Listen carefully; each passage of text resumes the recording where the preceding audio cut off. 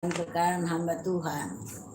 Siang ini kita membawa firman Allah tentang sifat Allah, wujudnya yang tidak pernah berubah. Kita lihat di dalam kitab Ibrani 13 ayat yang ke-8 bunyinya sebagai berikut. Kalau rekan-rekan sudah dapat Alkitab, kita boleh belajar bersama-sama dari Alkitab. Demikian firman Tuhan. Yesus Kristus tetap sama. Baik kemarin maupun hari ini dan sampai selama-lamanya. Di dalam firman Allah dikatakan Allah tidak pernah berubah.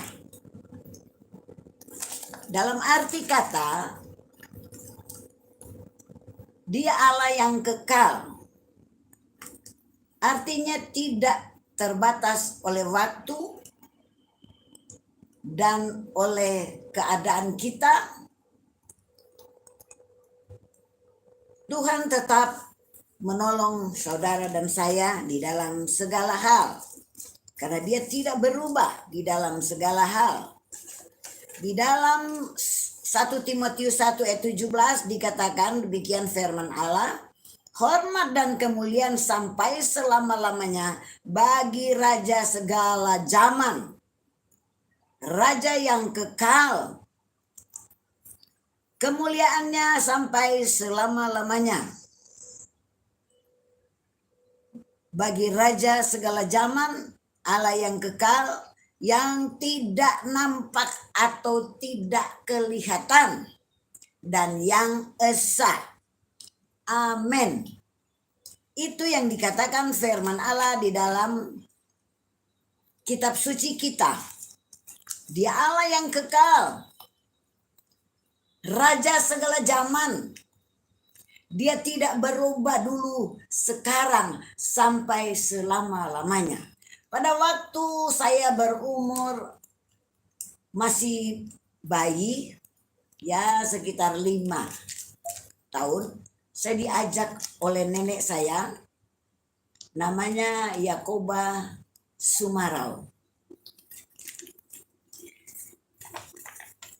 Oma saya ini dia membawa saya ke gereja untuk ikut sekolah minggu. Diantar oleh mama saya, Ibu Ruth Sondak, yang ada di Majalengka, GPDI Salom. Saya diambil, saya sebetulnya anak dari kakaknya Ibu Ruth Sondak. Tetapi pada waktu itu mama saya masuk hutan karena waktu itu lagi perang Pernesta. Jadi saya diantar oleh ibu sambung saya, Ibu Ruth Sondak, ke gereja. Waktu sekolah minggu saya ikut serta. Dan ada pujiannya, Tuhan Yesus tidak berubah, tidak berubah, tidak berubah. Tuhan Yesus tidak berubah, tak berubah selama-lamanya. Haleluya. Dia tidak berubah. Baik dalam wujudnya, baik tidak nampak. Karena Dia Allah yang kekal. Raja damai. Segala sesuatu yang Dia buat itu indah. Dan kita harus tahu bahwa sepanjang kita hidup, Dia ada di sekitar kita. Jadi kita mesti mengerti bahwa Allah itu roh. Tidak nampak dan tidak terhampiri. Sebab itu dikatakan firman Allah, Dia Allah yang kekal, Raja segala zaman. Bayangkan aja itu. Jadi Dia dilahirkan, dijadikan manusia, dijadikan dosa, walaupun Dia memiliki kekayaan di surga yang kekal. Tetapi dia tidak bicara banyak. Karena dia tahu dia untuk menebus dosa saudara dan saya. Dan dia tidak pernah berubah dulu, sekarang, sampai selama-lamanya. Artinya tidak berubah wujud. Itu yang pertama.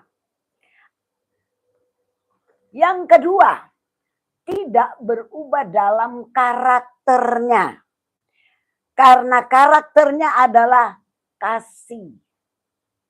Sebab firman Allah berkata di dalam Ulangan 6 ayat 5. Kasihilah Tuhan Allahmu dengan segenap hatimu, dengan segenap jiwamu, dan dengan segenap kekuatanmu. Dan seluruh akal budi kita harus menyembah Dia dengan benar. Allah yang kekal itu menjamin saudara dan saya hidup kekal. Itu jaminan Allah yang tidak dapat diubah oleh manusia.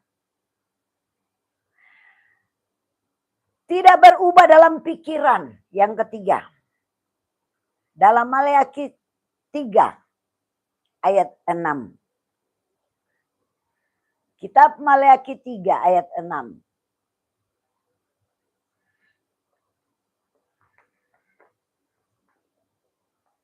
Maleakhi 3 ayat 6 bunyinya sebagai berikut.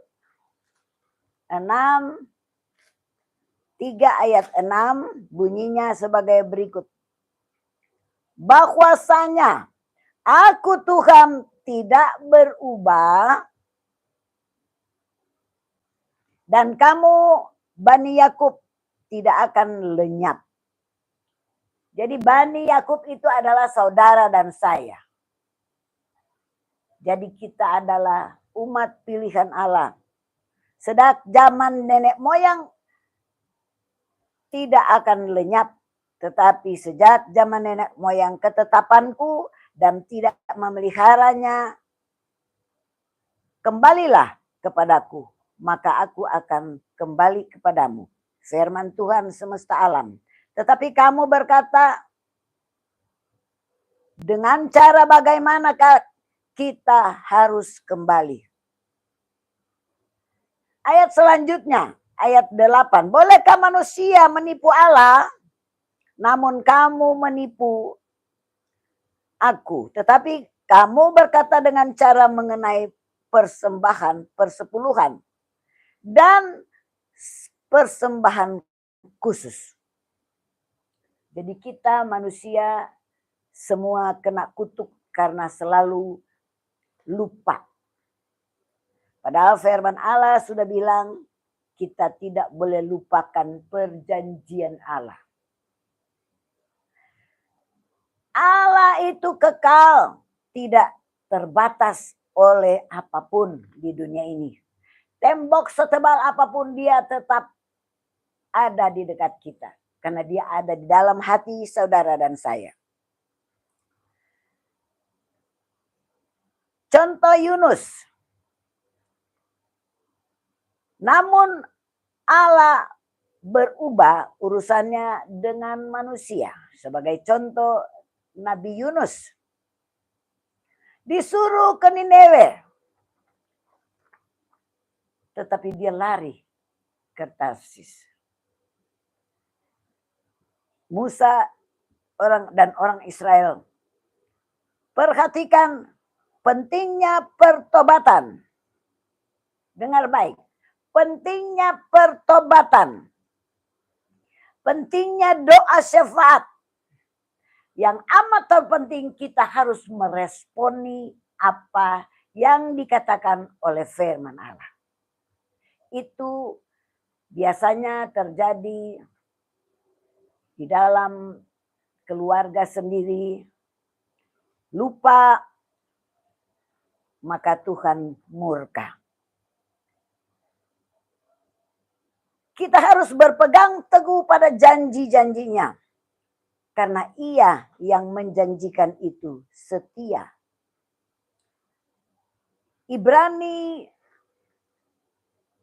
Kitab Ibrani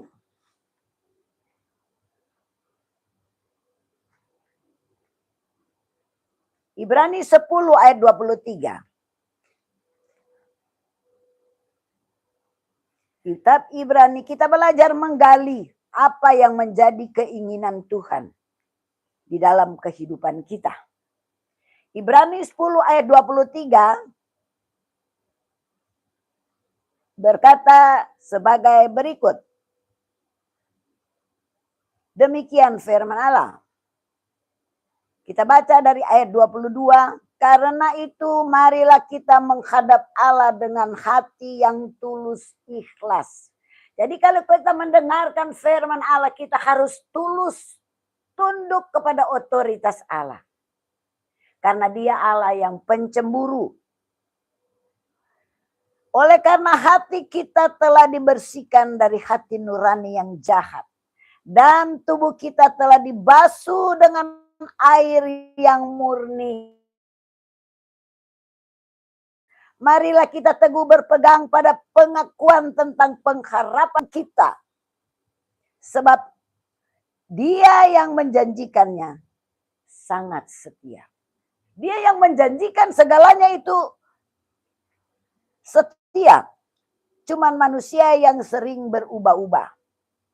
Sebab itu firman Allah berkata di ayat 24. Dan marilah kita saling memperhatikan supaya kita saling mendorong di dalam kasih dan dalam pekerjaan baik, yaitu seperti kita saat ini.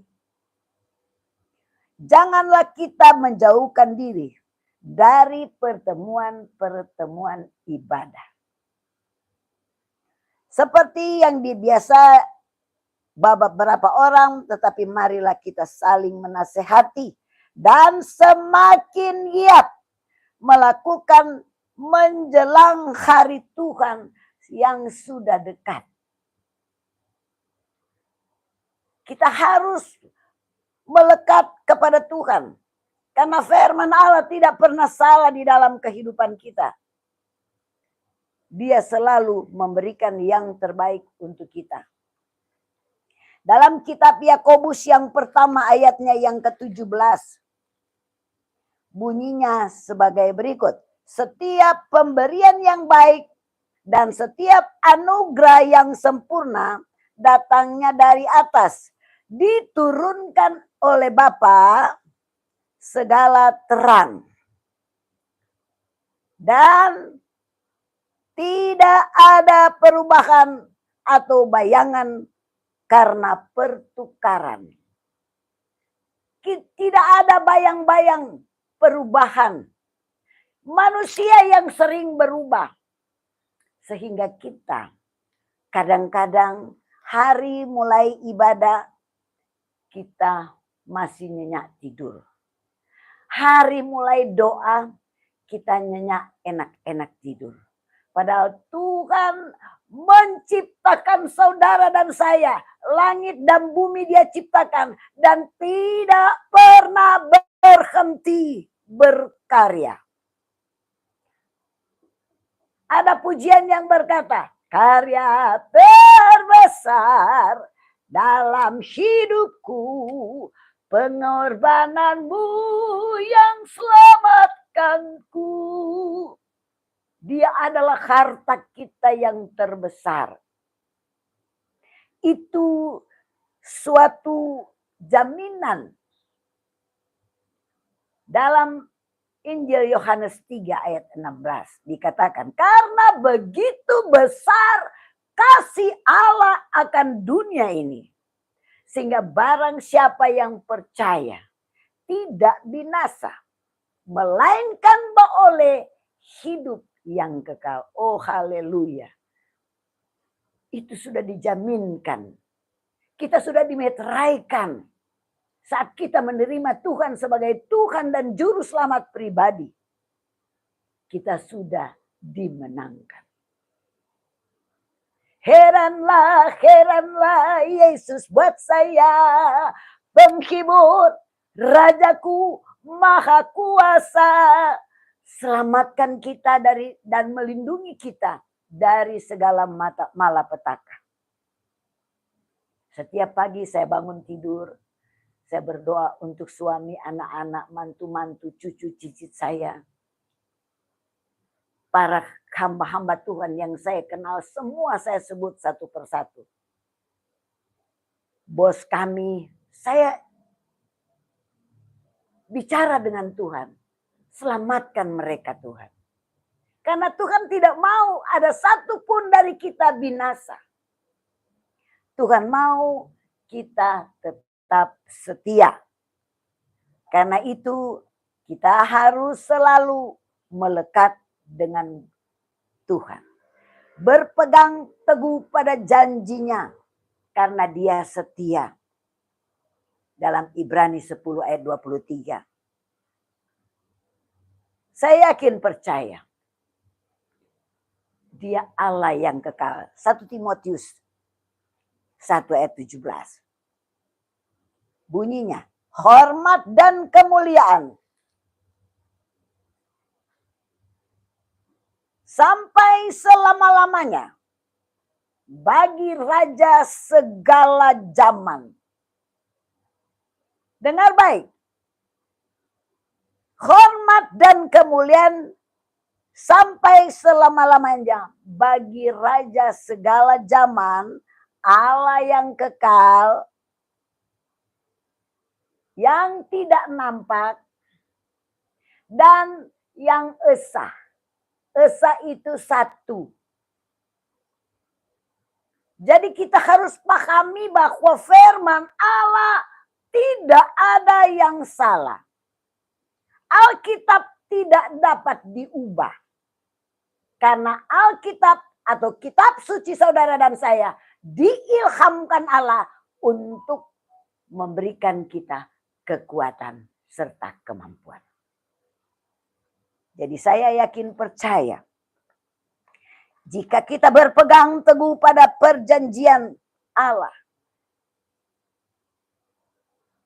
setiap perjanjian dalam Alkitab, setiap pasal ayat baris ku punya, ku berharap cintanya Yesus. Setiap perjanjian Allah ku punya. Nyanyian tempo dulu. Setiap perjanjian dalam Alkitab itu adalah jaminan hidup kekal untuk saudara dan saya. Dan ingat baik, dia tidak berubah. Dulu, sekarang, sampai selama-lamanya. Jadi kita harus berpegang teguh kepada janji-janji Allah yang luar biasa. Tuhan kiranya memberkati kita semua. Dan Tuhan memberikan kita sukacita. Ada damai sejahtera surga yang melampaui segala akal. Nanti minggu besok kita belajar dari kebenaran Allah dalam wujud dan hakikat Allah. Seri ketiga. Kita harus yakin percaya bahwa dia Allah yang kekal. Jaminan kekal untuk saudara dan saya. Karena begitu besar kasih Allah akan dunia ini. Yohanes 3 ayat 16. Sehingga dia berikan anaknya yang tunggal untuk menjadi penebus dosa saudara dan saya. Tuhan kiranya memberkati kita. Kita tetap ada di dalam lindungan kuasa Tuhan. Bapa di surga, terima kasih banyak. Semua pelajaran sudah saya berikan kepada para pendengar setia yang ada di Immanuel Ministry. Kami sama-sama saling mendoakan, satu persatu kami mendoakan mereka. Supaya apapun yang terjadi dalam kehidupan mereka, kita tidak pernah melupakan mereka. Sebagaimana Rasul Paulus mengingat mereka di dalam doa. Begitu juga mereka, saya ingat sebagai pimpinan Immanuel, saya mendoakan mereka. Tini Roy, Boy Surti, Yefta Lenda, Lorida Yudi, Noswan suami istri, Bernard Kutagaul suami istri, Hen Mokadaser suami istri, Timotius, Markus, Stefanus suami istri Andreas, Yudi Langkai, Modi Kesek, John Lipolak, John Likomaling ada dalam lindungan Tuhan. Mereka adalah anak-anak rohani kami. Terima kasih Bapa di sorga. Kami tahu, kami yakin, percaya kuasa Tuhan tidak pernah berubah. Dulu, sekarang, sampai selama-lamanya. Amin. Tuhan kiranya memberkati kita semua. Haleluya.